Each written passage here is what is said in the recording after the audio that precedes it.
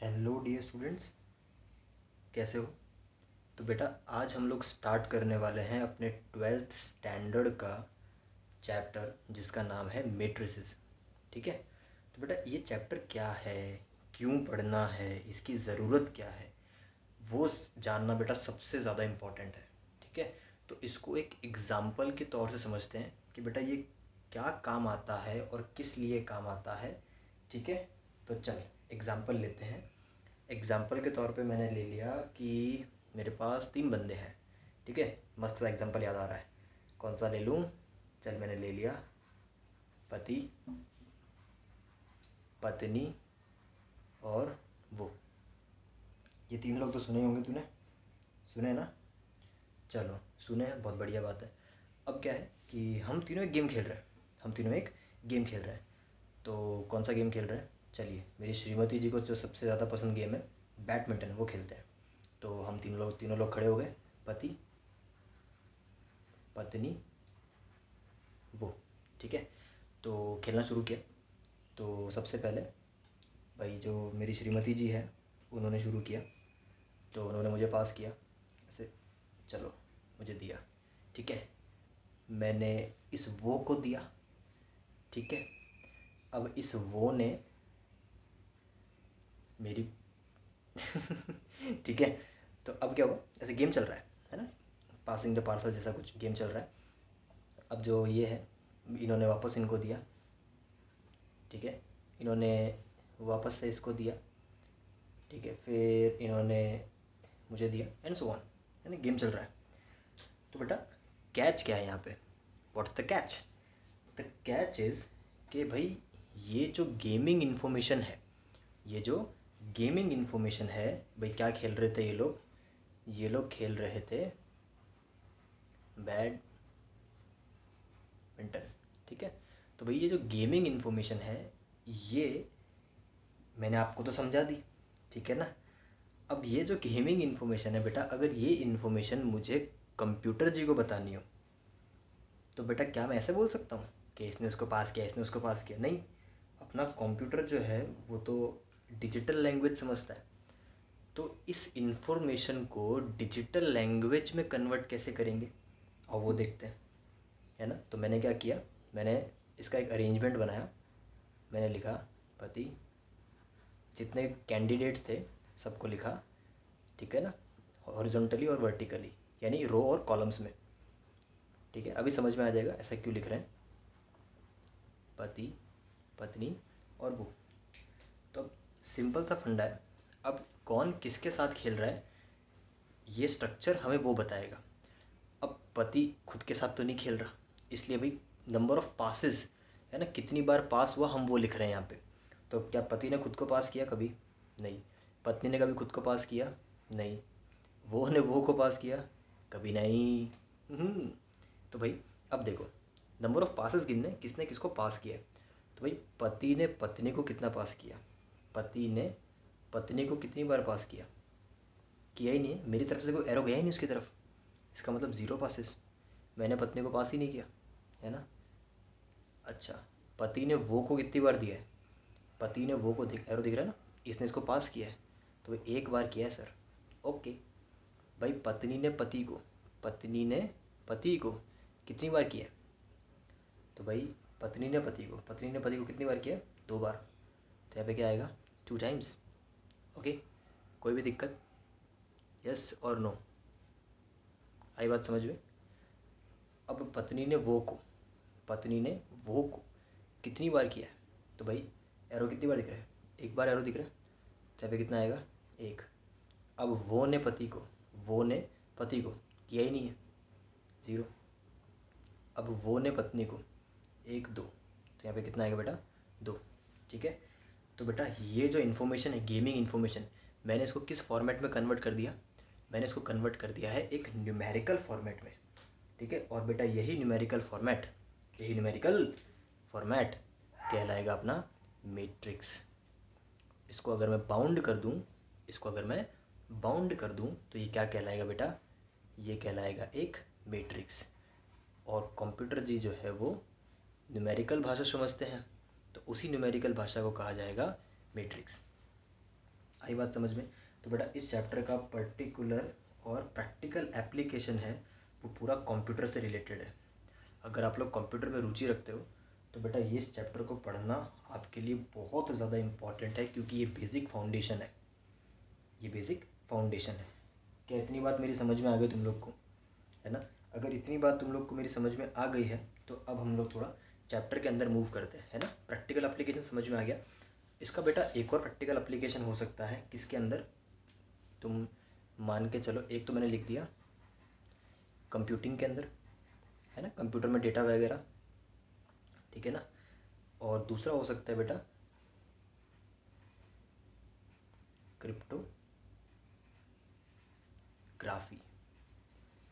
Cryptography. ये इसका सबसे इम्पॉर्टेंट और सबसे मोस्ट प्रोबेबल यूज़ है मैट्रिक्स का, क्रिप्टोग्राफी। भाई क्रिप्टोग्राफी क्या होता है, जिसको नहीं पता वो सिर्फ इतना जान ले कि भाई क्रिप्टोग्राफी जो चीज़ है, क्रिप्टोग्राफी कैसी चीज़ है कि भाई एनकोडिंग डिकोडिंग से रिलेटेड है कुछ। एनकोडिंग डिकोडिंग माने कि भाई आजकल तुम लोगों ने तुम्हारे व्हाट्सएप पे भी देखा होगा कि भाई लिखा हुआ आता है, एक मैसेज लिखा हुआ आता है कि भाई conversation are encrypted from end to end. तो उसका मतलब क्या है बेटा कि आप अपने मोबाइल से किसी को मैसेज भेजोगे तो जिसको भेज रहे हो सीधा उसी को जाएगा, बीच में आपका मैसेज का ब्रीच नहीं हो रहा। मतलब कोई तीसरा बंदा आप दोनों की पर्सनल मैसेजेस को नहीं पढ़ सकता, उसको बोलते हैं इनक्रिप्शन, है ना। तो बेटा वो इनक्रिप्शन कौन श्योर करता है? भाई cryptography, it is a branch, ठीक है। तो ये जितना भी कन्वर्जन होता है ना, डेटाज का, वो सब होता है बेटा मैट्रिक्स के फॉर्म में, ठीक है ना। तो अब ऐसा नहीं है कि भाई जो अपन यहाँ पढ़ेंगे, जो क्वेश्चन अपन यहाँ सॉल्व करने वाले हैं, बिल्कुल वैसा का वैसा ही होता है। सब कुछ कंप्यूटर पे होता है, पर कंप्यूटर कौन से इनपुट लेता है, कंप्यूटर वर्क कैसे करता है, ये सॉफ्टवेयर अपन सीखेंगे फिजिकली, और उस सॉफ्टवेयर को सीखने का नाम है मैट्रिक्स, ठीक है। तो चलो बेटा बहुत हो गया ये, अब मुद्दे पे आते हैं मेन, ठीक है। तो भाई अब है क्या क्या इसमें, अपने ने क्या क्या ऑब्जर्व किया, ठीक है भाई, आगे बढ़े। तो चलिए शुरू करते हैं। अभी देख है क्या क्या, लिख लेते हैं अपन इसको बेसिकली कि मैट्रिक्स क्या क्या है। तो लिखो मेरे साथ साथ लिखो, matrix is an rectangular arrangement of numbers. तो भाई ये रेक्टेंगुलर जो है उसको ध्यान से समझना, ठीक है। रेक्टेंगुलर का मतलब क्या हो गया भाई? रेक्टेंगुलर का मतलब हो गया, अब ये ध्यान रखना कि रेक्टेंगल के अंदर स्क्वायर भी आता है। तो आगे जाके मैं स्क्वायर बोलूँ तो तुम फड़फड़ाने मत लग जाना कि ऐसा डेफिनेशन में तो आपने रेक्टेंगल लिखा था, है ना।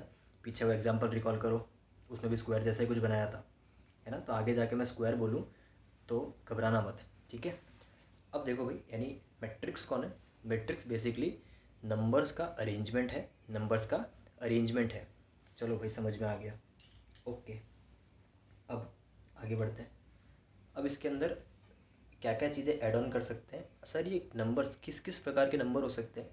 बेटा देख, नंबर कोई भी हो सकते हैं, वो रियल नंबर भी हो सकते हैं, वो कॉम्प्लेक्स नंबर भी हो सकते हैं, और वो कोई फंक्शन भी हो सकता है।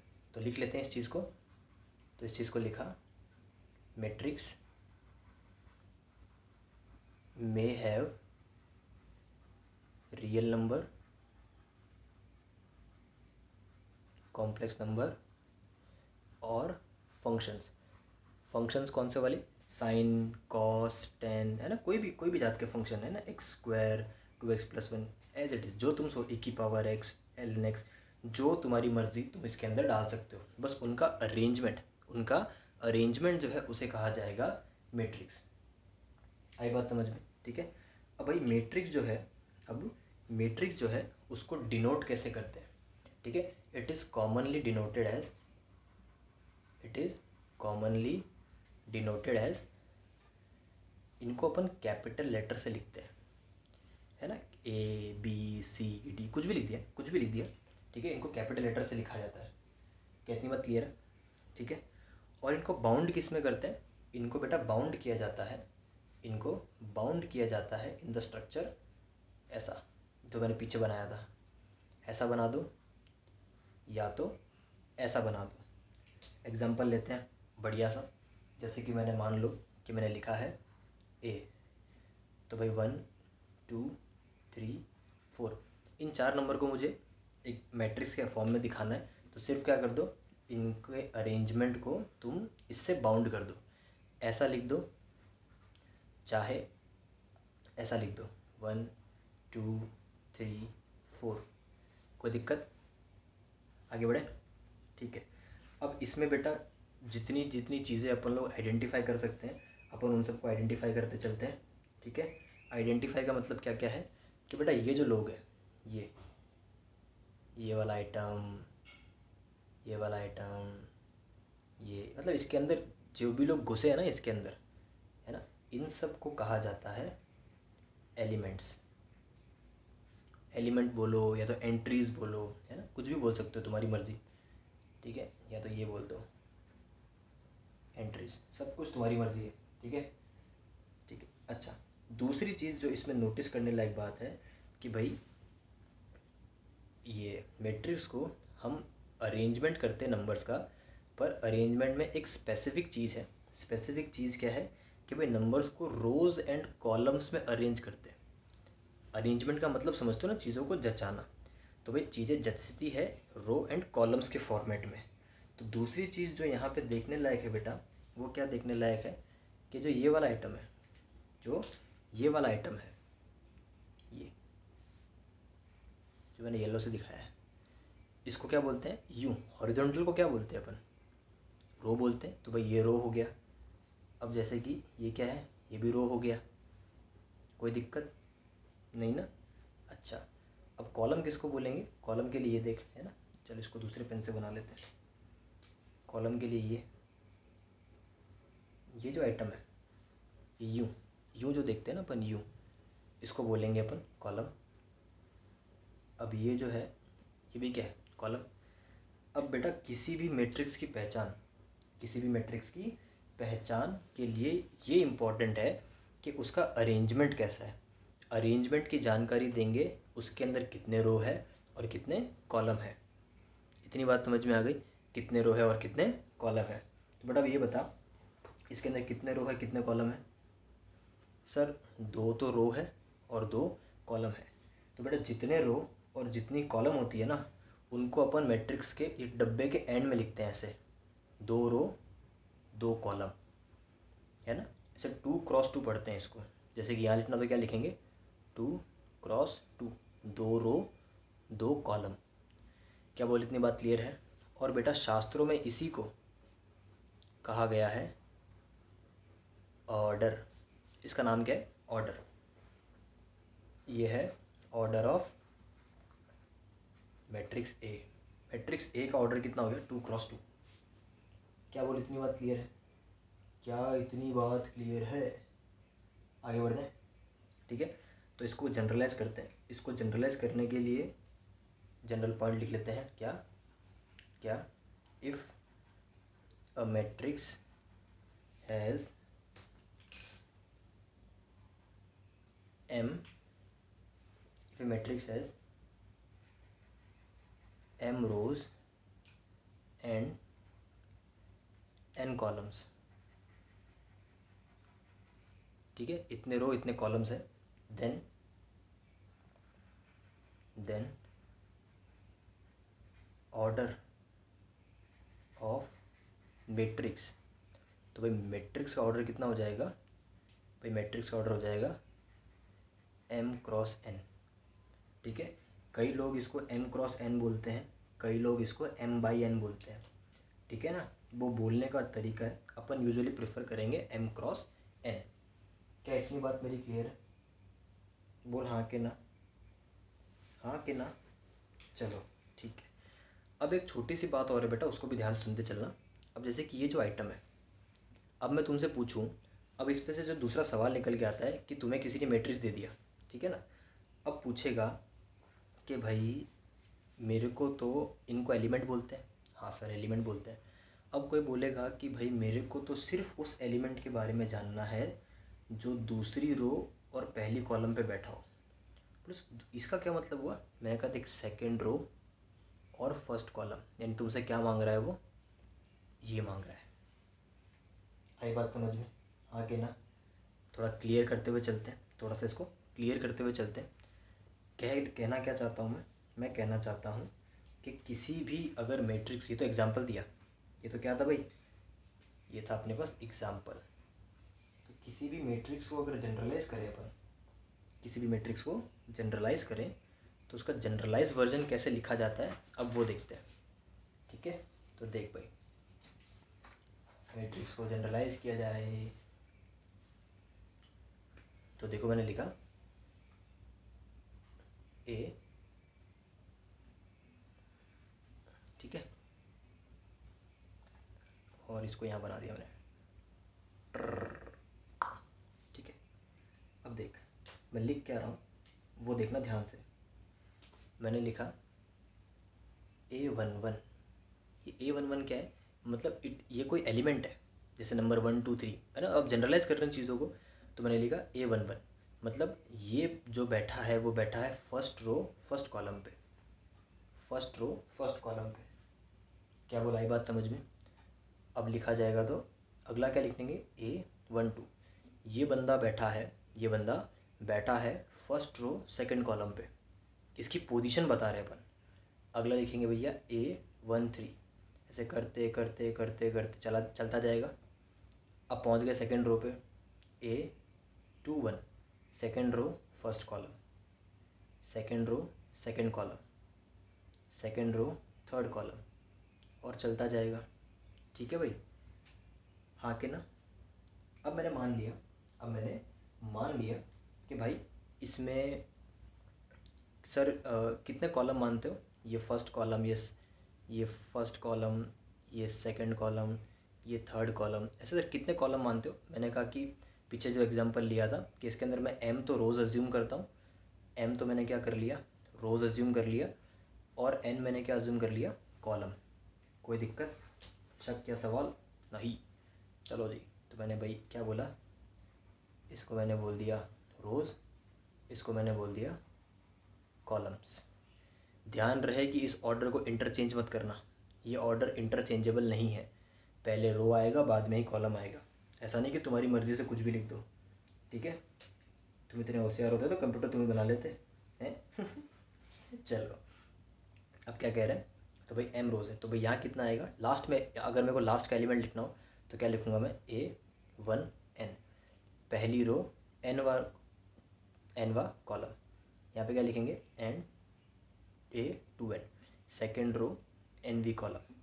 एक और लिखते हैं 3 1 3 2 3 3, और ऐसे करते करते A3n, और ऐसे करते करते करते करते करते मैं अपनी जर्नी पूरी कर रहा हूँ। लास्ट में क्या लिखेंगे, MORO पहला कॉलम, AM2 AM3, ऐसे करते करते करते करते AMN, M वा रो M वा कॉलम।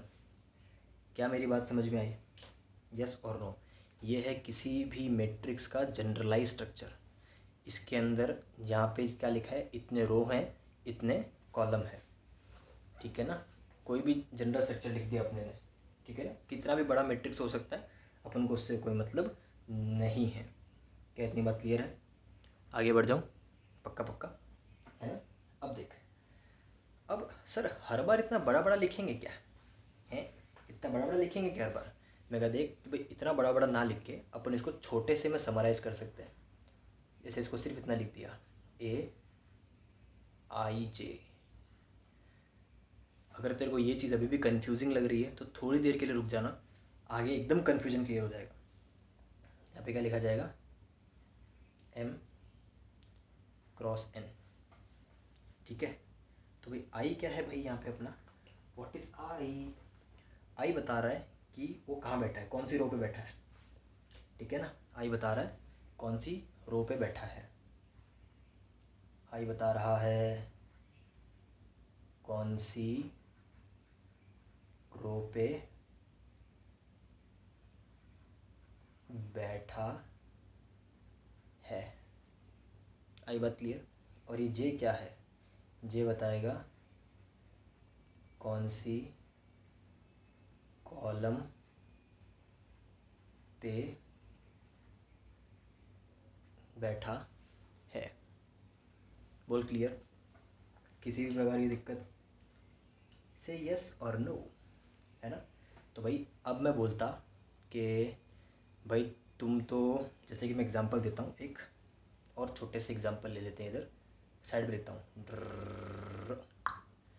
मैंने लिखा कि भाई मैट्रिक्स ए 1 2 3 7 8 6 -1 2 11/2, कुछ भी लिख दिया, ठीक है? तो भाई अब मुझसे किसी ने पूछा कि बताओ, पहले तो तुम इसका ऑर्डर बताओ भाई। तो ऑर्डर, सर ऑर्डर जब भी बताना होगा तब क्या बताएंगे? कितनी रो है और कितनी कॉलम है। तो रो कितनी है? 3 और 3 कॉलम है। तो ऑर्डर क्या लिखोगे भैया? 3x3। तो पूछने के लिए सबसे पहला सवाल कि भाई ऑर्डर बताइए, तो ऑर्डर हो जाएगा इसका 3x3। हाँ के ना? कोई भी दिक्कत? और बेटा एक बात हमेशा ध्यान रखना, एक बात हमेशा ध्यान रखना कि जो भी ऑर्डर आएगा, अगर तुम इन दोनों नंबर को आपस में मल्टीप्लाई कर दो, 3 × 3 कितना होता है? सर जी 9 होता है।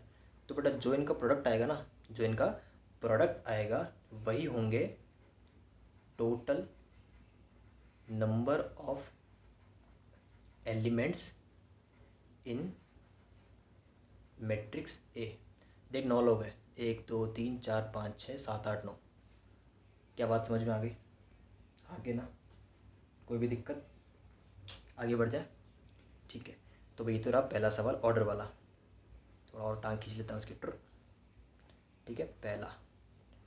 अब दूसरा, अब किसी ने पूछा कि मेरे को तो बताओ A23 कौन सा है भाई? A23 क्या है? 23 का मतलब आप सेकेंड रो और थर्ड कॉलम पे पहुंच जाइए। Second row third column, second row third column कौन है भैया? ये 6। तो आंसर क्या हो गया बेटा इसका? 6। बोला ये बात समझ में? किसी ने मुझे कहा होता कि A33 बताइए, तीसरा रो तीसरा कॉलम, तीसरा रो तीसरा कॉलम, 11/2, 11/2। क्या बात आई समझ में? बोल यस और नो, हाँ के ना? कोई दिक्कत नहीं ना? चल बहुत ही बढ़िया, ठीक है ना? तो भाई बेटा ये जो है, ये 1 1 यानी पहला वाला आई को डिनोट करता है, दूसरा वाला जे को डिनोट करता है। आई जे आई जे आई जे, है ना? आई जे, ठीक है? आई बात समझ में? अच्छा, अब इसमें बेटा देख 2-3 छोटी छोटी हरकतें हैं, 2-3 छोटी मोटी हरकतें हैं, अपन वो देखते हैं, ठीक है ना? अब देख, एक आधो टर्मिनोलॉजी है, सबसे पहले वो देखते हैं, है ना? सही वक्त तो नहीं है वैसे इस टर्मिनोलॉजी को यहाँ डिस्कस करने का, पर फिर भी बता देता हूँ कि ये जो आइटम है A11 22 33, है ना? ये वाला जो पोर्शन है, दिखाई दिया? हाँ कि ना? दिखाई दिया ना? इसको कहते हैं अपन प्रिंसिपल डायगोनल, ठीक है? ध्यान रहे, प्रिंसिपल डायगोनल के लिए, प्रिंसिपल डायगोनल के लिए, प्रिंसिपल डायगोनल तभी दुनिया में एग्जिस्ट होगा जब i बराबर j होगा, जब i बराबर j होगा, ठीक है ना? इसको बेसिकली आगे जाके तुम पढ़ोगे स्क्वायर मैट्रिक्स। हर किसी मैट्रिक्स में प्रिंसिपल डायगोनल नहीं होता है, मैं सिर्फ तुम्हें नाम बता रहा हूँ ताकि तुम्हें एक ये डायग्राम याद रहे, ठीक है? डायग्राम बार बार नहीं बनाना पड़े अपने को, ठीक है? तो भाई मैं क्या कह रहा हूँ कि भाई शुरुआत पहले से करनी है और लास्ट तक खींचते हुए चले जाओ, उसको बोलते हैं प्रिंसिपल डायगोनल, ठीक है ना? प्रिंसिपल डायगोनल की शर्त क्या है कि भाई किसको तुम प्रिंसिपल डायगोनल बोलोगे कि भाई उसमें i = j होना चाहिए। सर आई जे का मतलब, मैं कह देख 1 1 सेम है, सेम है, सेम है। तो अगर प्रिंसिपल डायगोनल बनना है तो यहाँ पे m और n को भी क्या होना पड़ेगा? बराबर होना पड़ेगा, ठीक है ना? ये थोड़ा आगे पढ़ेंगे अपन, बस नाम ध्यान रख लो कि इसको बोलते हैं प्रिंसिपल डायगोनल, है ना? प्रिंसिपल डायगोनल किसके अंदर आता है? स्क्वायर मैट्रिक्स के अंदर आता है। वो स्क्वायर मैट्रिक्स क्या है अपन आगे पढ़ेंगे, ठीक है? फिलहाल दिमाग मत लगाओ, सिर्फ नाम याद कर लो, ठीक है? Principal diagonal. चलो, अब कोई बोलेगा सर ये भी तो डायगोनल है। लोगों को आदत है ना स्क्वायर और रेक्टेंगल में डायगोनल बनाने की, तो 2 बनाते हैं, पर नहीं, मैट्रिक्स में एक ही डायगोनल होती है जिसको प्रिंसिपल डायगोनल बोलते हैं। जिसको क्या बोलते हैं? प्रिंसिपल डायगोनल बोलते हैं। कुछ लोग उसको प्रिंसिपल डायगोनल बोलते हैं, या तो कई लोग इसको बोलते हैं मेन डायगोनल। मेन डायगोनल आई बात समझ में? यस और नो? कोई दिक्कत? कोई दिक्कत नहीं ना? चलो, ये स्ट्रक्चर समझ में आया। अब एक बहुत ही बेहतरीन बात समझा रहा हूँ, ध्यान से देखना। तुमने अगर नोटिस किया हो, ये डायगोनल के ऊपर देखो, क्या ये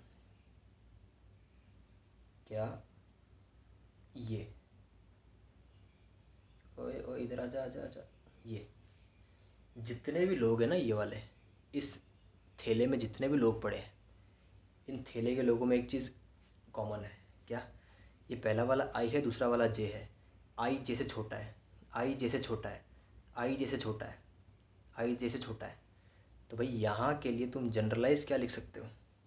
यहाँ के लिए तुम लोग जनरलाइज क्या लिख सकते हो कि आई जे से छोटा है, आई जे से छोटा है। यानी भाई प्रिंसिपल डायगोनल के ऊपर आई जे से छोटा मिलेगा। अब नीचे वाला देखो, कौन सा वाला सर? मैं कहा ये देखिए वाला, दिख रहा है? ये कुछ ट्रायंगल जैसा बना रहा हूँ मैं।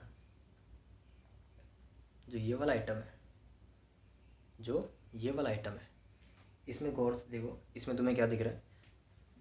आई जे से बड़ा है, आई जे से बड़ा है, आई जे से बड़ा है। तो यहाँ पे क्या लिख दोगे? आई जे से बड़ा है। बोल, कोई दिक्कत? यस और नो? क्या इतनी बात समझ में आ गई? हाँ कि ना? इसको छाप, ढंग से छापना, ठीक है? और अब आगे बढ़ जाते हैं। अब एक सवाल करते हैं, ठीक है? अब एक सवाल करते हैं, ठीक है? सवाल करने से पहले एक नोट लिख लेगा। चल एक नोट लिख लेते हैं। जो ये वाला नोट था ना, ये वाला, इसको नोट लिख लेते हैं। तो नोट करके लिख कॉपी में। क्या लिखेगा? In m cross n order matrix, in m cross n order matrix, number of elements, number of elements कितने हो जाएंगे? m into n. याद रहेगा? हाँ के ना? आगे बढ़ते हैं, पक्का पक्का? चलो बता दें इसको। ओहो, चलो बता दिया। चल, अब एक खूबसूरत सा पहला सवाल है ना, बहुत ही आसान है बेटा, एकदम एकदम आसान सवाल दे रहा हूँ तेरे को, है ना, जो तेरे से बन सके। क्या? अब हमें एक स्ट्रक्चर लिखना है, find matrix of 3x2 order where aij equal to i minus j by 2, और ये लगा है मॉडुलस, और ये क्या लगा दिया? ये लगा दिया मॉडुलस, ठीक है ना? तो भाई 3x2 का मतलब क्या हुआ? भाई पहले तो मैं लिख के बैठ गया कि भाई ए 3 रो 2 कॉलम बनानी है, ठीक है ना? 3 रो 2 कॉलम बनानी है। तो भाई 3 रो 2 कॉलम कैसे बनाएंगे अपने लोग? 1 2 3 1 2। तो मैंने बना लिया, यानी एक यहाँ पे, एक यहाँ पे, एक यहाँ पे, एक यहाँ पे, एक यहाँ पे, एक यहाँ पे, बन गया। और यहाँ पे लिख देना 3x2, ठीक है ना? ऐसे लाइन तुम मत बनाना, मैं तुम्हें सिर्फ समझा रहा हूँ, ठीक है? अब इनके अंदर भरेंगे क्या? इनके अंदर भरेंगे क्या? ठीक है, तो भाई क्या भरेंगे वो तो देख। अब ये जो जगह है, ये कौन सी है? A11, छोटा लिख रहा हूँ जानबूझ के। ये क्या है? A12, A21, A22, A31, A32, ठीक है? आगे बात समझ में? तो भाई अब इनकी जगह पे भरना है अपने को। यानी मेरे को बेटा यहाँ से क्या मिल गया? बेसिकली मेरे को बेसिकली मिल गया आई और जे का वैल्यू मिल गया। मतलब मुझे 3x2 बनाना है जब आई जे का ए रिलेशन क्या रहे? ये रहे। तो अगर मैं ये रिलेशन देखूँ, अगर मैं ये रिलेशन देखूँ, तो मैं A11 निकालूंगा, यानी ये पहली पोजीशन पे क्या भरा जाएगा, A11। तो भाई A11 क्या आएगा, आई की जगह पे 1, जे की जगह पे 1, 1 माइनस 1/2 कितना हो गया, 0/2, 0। ठीक है, अब मेरे को ये पूछेगा भाई A12, तो आई का वैल्यू कितना है 1, 1 माइनस जे का वैल्यू कितना है 2, और ये कितना हो गया /2, तो ये कितना आ गया हाफ। ठीक है ना, ऐसे करते करते करते करते तुम्हें पूरी कैलकुलेशन करनी है। ठीक है, अब इतना गरीबी से समझा रहा हूँ, ठीक है ना, तो मेरे ख्याल से तुम्हें कोई भी तरीके की दिक्कत नहीं आनी चाहिए। तो A11 कितना आ जाएगा बेटा, यहाँ पे क्या भरेगा 0, यहाँ पे क्या लिखेगा हाफ। ठीक है, अब A21 तो भर यहाँ पे 2 माइनस 1/2, तो हाफ आ गया अगेन हाफ। A22 कितना आ गया ये 2 माइनस 2, 0। ठीक है, 31, 3 माइनस 1, 2, 2/2 1, 32, 3 माइनस 2 1, कितना आ गया हाफ। तो लो मैट्रिक्स तैयार है, और यहाँ पे उसका क्या लिख देना, ऑर्डर। आई बात समझ में, दिक्कत किसी प्रकार की, तो ये आ गया तेरा आंसर। अगला क्वेश्चन करें, चल। ठीक है, अगला क्वेश्चन तू खुद करेगा। ठीक है, तो बहुत ही आसान दे रहे हैं एकदम, ताकि तेरी प्रैक्टिस हो जाए। सॉल्व भी नहीं करूँगा मैं, सिर्फ क्वेश्चन लिख रहा हूँ ताकि तू कर ले। Form a matrix of order 3x3, और AIJ के बारे में रिलेशन क्या दे रखा है, I माइनस J/2। यहाँ पे ले लेता हूँ मैं I² प्लस J, और यहाँ पे ले लेता हूँ मैं I प्लस J/2। ये कब यूज़ करना है, जब I J से बड़ा हो, I J के बराबर हो, और I J से छोटा हो। ठीक है, ये छोटा बड़ा समझ में आ रहा है ना तेरे को कि कैसे लेना है। जब जब I J से छोटा होगा तब तब ये लेना है। करके दिखा दूँ क्या, 3x3 भरना है अपने को, है ना। चल एक मैं करके और दिखाई देता हूँ। ठीक है, तो देख यहाँ लिख देता हूँ, है ना। तो भाई मैट्रिक्स ए कैसा रहेगा, फिर से एकदम गरीबों वाली हरकत, 3x3 बनाना है। A11, A12, A13, A21, A22, A23, A31, A32, A33, बन गया 3x3। ठीक है, चल ये तो यहाँ हो गया था। अब यहाँ पे कैलकुलेशन कर लेते हैं। ठीक है भाई, अभी 1 1। अब देख आई और जे दोनों बराबर है। अब मैं ओरली सीधा कैलकुलेशन कर रहा हूँ, है ना, ज़्यादा लफड़ेबाजी नहीं करेंगे अपन, और पूरा सॉल्व भी नहीं करूँगा मैं, माइंडेड। तो देख भाई क्या लिखा है, 1 1 आई और जे। अगर आई और जे सेम हो तब क्या यूज़ करना है, I² प्लस 1। तो आई का वैल्यू 1, 1 का स्क्वायर 1, 1 प्लस 1 कितना आ गया 2। ठीक है, 1 2, आई जे से छोटा है, आई जे से छोटा है, आई जे से छोटा तब क्या लेना है, ये लेना है। तो भाई आई का वैल्यू कितना है 1। ठीक है, 1 है, तो भाई 1, और जे का कितना है 2, 1 प्लस 2 3, 3/2। तो यहाँ पे कितना भरेगा 3/2। बोल कोई दिक्कत, पक्का पक्का, चल ठीक है। अब 1 3, आई जे से छोटा है, फिर से यही वाला फंक्शन यूज़ होगा, 1 प्लस 3 4, 4/2 2। क्या बोल, बात क्लियर है। ठीक है, 2 1 आई जे से बड़ा है, आई जे से बड़ा है, आई जे से बड़ा है, तब क्या यूज़ करना है, ये यूज़ करना है। तो रख 2 माइनस 1 1, तो इसका आ गया 1/2। 2 2 सेम है, तो जब सेम हो तब ये यूज़ करना है। कितना आएगा, 2 का स्क्वायर 4, 4 प्लस 2 6। यहाँ पे कितना आ जाएगा 6, एंड सो ऑन। यहाँ पे बेटा अब तू करता रहना, आगे बात समझ में। ठीक है, मेरे को सिर्फ सिखाना है ना, ना कि तेरे को मैं पूरा सॉल्व करके दूँ। क्या इतनी बात क्लियर है, हाँ के ना, किसी प्रकार की दिक्कत नहीं है ना। आगे बढ़ जाए, ठीक है। चल तो इसको निकाल देता हूँ मैं, है ना। ये क्वेश्चन है, क्वेश्चन को क्वेश्चन की तरह सॉल्व करना है, ठीक है ना। एग्ज़ाम में तो अपन को सारे स्टेप दिखाने हैं। आगे बात समझ में, चलो आगे बढ़ते हैं। अब एक बहुत ही छोटा सा सवाल अगेन, ठीक है। क्या लिखा है, if matrix have 12 elements then number of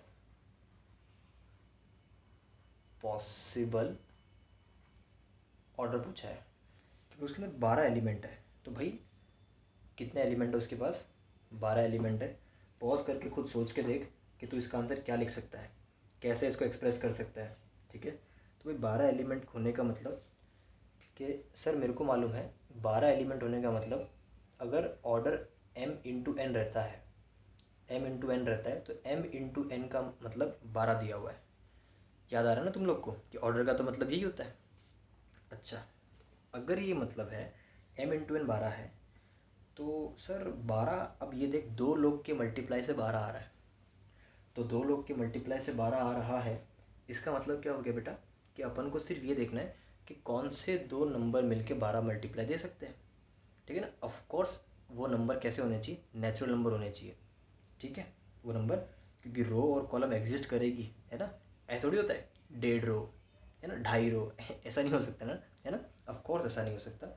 तो भाई m और n ऐसे 2 नेचुरल नंबर ढूंढो जो मल्टीप्लाई करके 12 देते हो, जो मल्टीप्लाई करके 12 देते हो।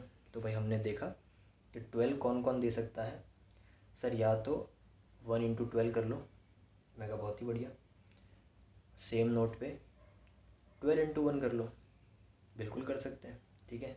और तोड़ते गए इसको, सर 2 इंटू 6 ले लो, या तो 6 इंटू 2 ले लो, बहुत ही बढ़िया। या तो सर 3 इंटू 4 ले लो, या तो 4 इंटू 3 ले लो, कोई दिक्कत नहीं ना। इसके अलावा ब्रेक हो सकता है क्या, बिल्कुल नहीं हो सकता। सारे पॉसिबल तरीके हमने कवर कर लिए, है ना, हमने काउंट कर लिया, हमने से उंगलियों पे काउंट कर लिया। तो कितना है ये, 1 2 3 4 5 6, और ये तो ऑर्डर है, ये m का वैल्यू, ये n का वैल्यू। तो भाई कुल मिला के कितने आ गए, 6। तो 6 केस आ गए ना। तो पॉसिबल कितने ऑर्डर है, 6 पॉसिबल ऑर्डर। क्या इतनी बात क्लियर है, हाँ कि ना, बात समझ में आई, ठीक है।